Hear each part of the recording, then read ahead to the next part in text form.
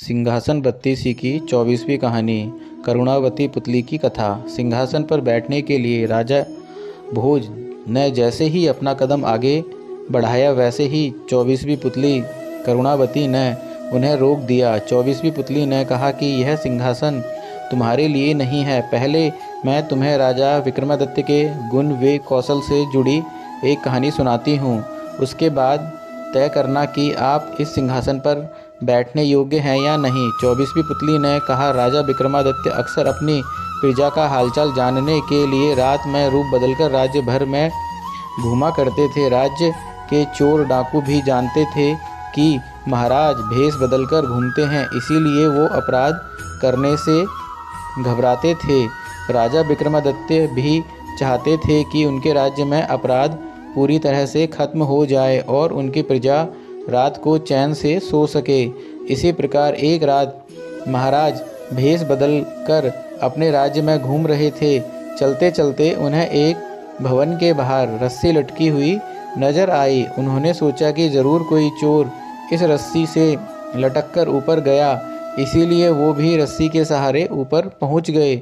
उन्होंने अपनी तलवार भी निकाल ली और चोरों को तलाशने लगे, लेकिन तभी किसी महिला की धीमी आवाज़ सुनाई दी। उन्हें लगा कि यह महिला ही चोर है। यह सोचकर वो कमरे की दीवार से सटकर खड़े हो गए। उन्होंने सुना कि महिला किसी से साथ वाले कमरे में जाकर किसी की हत्या करने को कह रही है। महिला कह रही थी कि उस आदमी की हत्या किए बिना किसी और के साथ आपका संबंध बनाना मुश्किल है। इसके बाद महाराज को एक पुरुष की आवाज़ सुनाई दी। पुरुष बोल रहा था कि वह लुटेरा ज़रूर है, लेकिन मैं बचपन से ही उस महिला से प्यार करता हूँ और शादी भी करना चाहता था। मेरे पिता बहुत बड़े व्यापारी थे, जिस कारण मेरे पास काफ़ी धन था। फिर एक दिन समुद्री डाकुओं ने मेरे पिताजी का कीमती सामान से भरा जहाज़ लूट लिया, जिस कारण हम कंगाल हो गए और मेरे सारे सपने चकनाचूर हो गए। इससे मेरे पिताजी इतने दुखी हुए कि उनकी मौत हो गई। इसके बाद मैंने समुद्री डाकुओं से बदला लेने का निर्णय लिया। कई सालों तक इधर उधर धक्के खाने के बाद आखिरकार एक दिन मुझे उनका पता चल ही गया। किसी तरह से मैं उनके गुट में शामिल हुआ और उनका विश्वास जीत लिया। अब जब भी मुझे मौका मिलता मैं गुट के किसी न किसी सदस्य की हत्या कर देता। इस तरह से मैंने पूरे दल को ख़त्म कर दिया और उन्होंने लूट से जो पैसा इकट्ठा किया था वह लेकर वापस घर लौट आया। अब मेरे पास बहुत धन है। वो दोनों दूर कहीं जाकर सुखी से अपना जीवन काट सकते हैं। इस पर महिला बोली कि तुम 2 दिन बाद आना, क्योंकि इसे सारा धन इकट्ठा करने में 1 दिन लगेगा। राजा समझ गए कि पुरुष उस महिला का प्रेमी है और महिला इस घर के मालिक की पत्नी है। इसके बाद राजा उस रस्सी के सहारे नीचे आ गए और महिला के प्रेमी का इंतज़ार करने लगे। थोड़ी देर बाद जैसे महिला का प्रेमी रस्सी पकड़ कर नीचे आया तो राजा ने उसकी गर्दन पर अपनी तलवार रख दी और उसे अपना परिचय दिया। महाराज को सामने देखकर आदमी डर गया, लेकिन राजा विक्रमादित्य ने उसे वादा किया कि अगर वो सच बताएगा तो वो उसे मृत्युदंड नहीं देंगे। इसके बाद उसने अपनी कहानी महाराज को बताई। घर आने के बाद मुझे पता चला कि जिसे मैं प्यार करता था उसकी शादी राज्य के किसी धनी सेठ से हो गई है। एक बार फिर मेरे सारे सपने टूट गए। एक दिन मुझे उसके मायके आने के बारे में पता चला। फिर वो रोज़ मुझसे आकर मिलने लगी। एक दिन मैंने उससे कहा कि मेरे पास बहुत सारी दौलत है, लेकिन उसे मेरी बात पर विश्वास नहीं हुआ।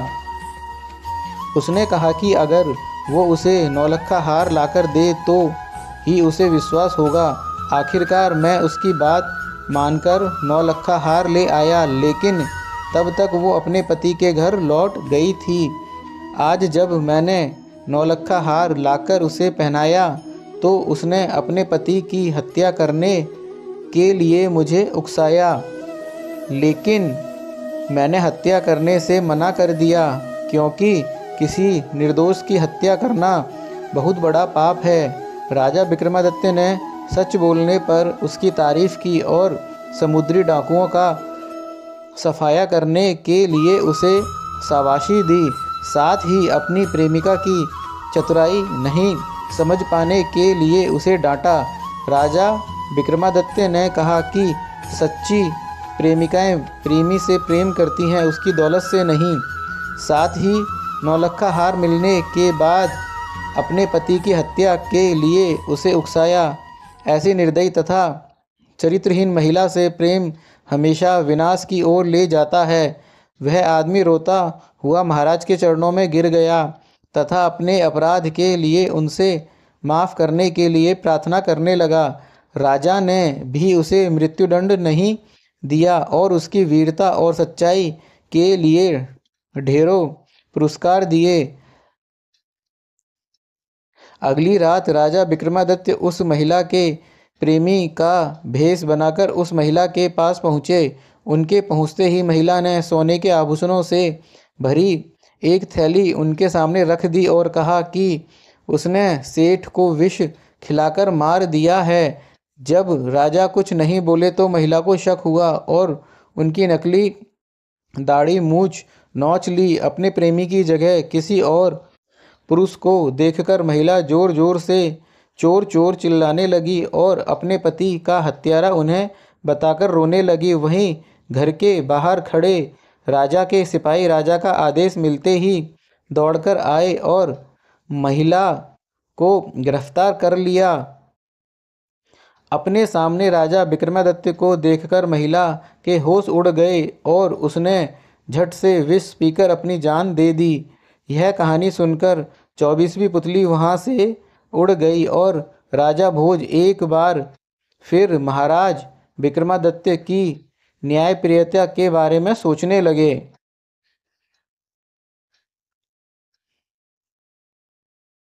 दोस्तों, कहानी से सीख, लालच करने वालों के साथ कभी अच्छा नहीं होता। उन्हें एक न एक दिन इसका परिणाम भुगतना ही पड़ता है। जैसे इस कहानी में पैसे के लिए अपने पति की हत्या करने वाली महिला के साथ हुआ। धन्यवाद दोस्तों। आपको यह कहानी अच्छी लगी हो तो लाइक शेयर सब्सक्राइब ज़रूर करें।